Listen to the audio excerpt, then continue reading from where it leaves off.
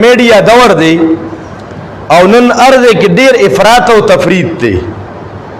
نو د یزید باره کې دوه قسم خلق دي. بعضی خلق خو یزید مکمل د حسین د قاتل ګڼي او کافر ګڼي، او بعض خلق د حضرت حسین نه اوچت درجه والا ګڼي. دا دواړه قسم نظریه ولا غلط دي. بلکې زمون ډیر پښتانه اغي خدا یزید ټکی د کوپر ګڼلې وي، دا پلان کې سم یزیدی دی، ښا د یزید بچی دی وي. نو د یزید په نوم باندې ګڼ صحابه کرام شته، د یزید په نوم باندې ډیر اولیاء کرام شته. تاسو ته اوسه پورې په خپل چم گاوند رشتہ دارو کې د یزید نوم اوریدلې؟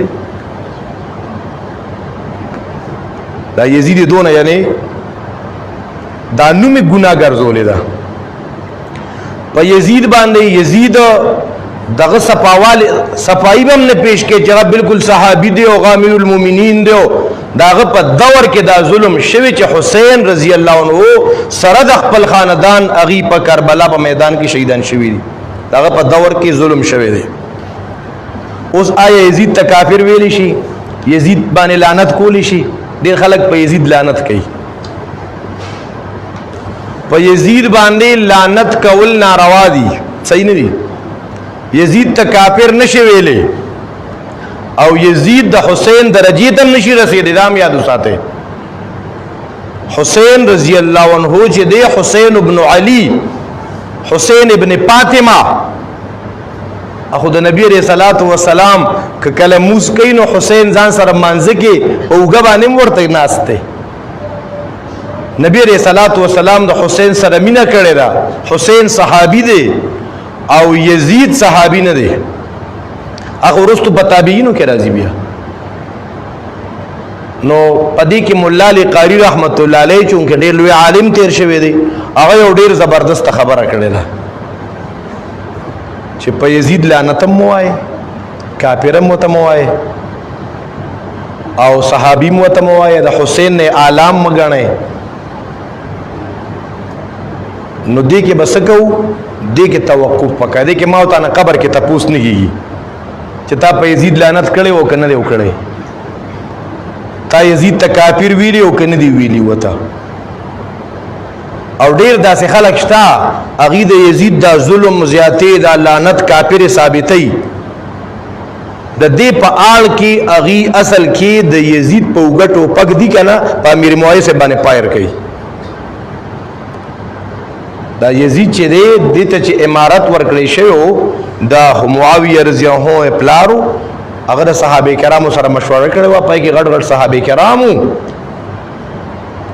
نو چې دی خو دا یزید دونه کافر او دونه غټ خطرناک انسان شو، دی لعنتیم شو. نو معاویه رضی الله عنه باندې اعتراض راغی کرانه دی. معاویه بیا ظلم کړو کنه. نو معاویه ظالم شو کنه شو؟ ها چې دا یزید دا دونه غټ کافر او لعنتی سړی مشرکاو. نو په امیر معاویه باندې الزام راغی کرانه دی چې په الزام راغی کاتبین وحی کې دی کنه دی. نو په قران باندې بیا اعتماد پاتې شو.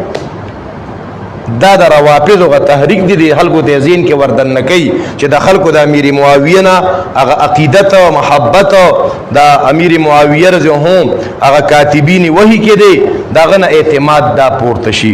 بس په دې باره کې یار والله اعلم، الله له پته ده. بس خبر سمجھ تراله کرانا له د یزید باره کې مونږه اسم نه وایو چې آیا دا لعنتیو او کنه دا د حسین نه اوچته درجه والا. دا حسین نه اوچته درجه والا خو سوال هی نه پیدا کیږي، دغه مقام ته نه رسی، دغه د خپل خور ته نه رسی.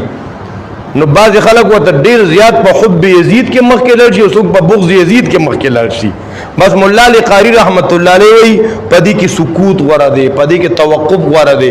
دا د امام ابو حنیفه رحمت الله علیه مسلکم دی او رشید احمد گنگوهی رحمت الله علیه چې د علماء دیوبند یو لوی سرخیل او مشر تیر شوی دی، هغه مو پدې کې توقف پکار دی. خبره مو زین تراله کړه پدې و مسترخ لاسیږي قبل ار طرف ته دې نه خطا نشي. الله دې موږ تاسو عمل کولو توفیق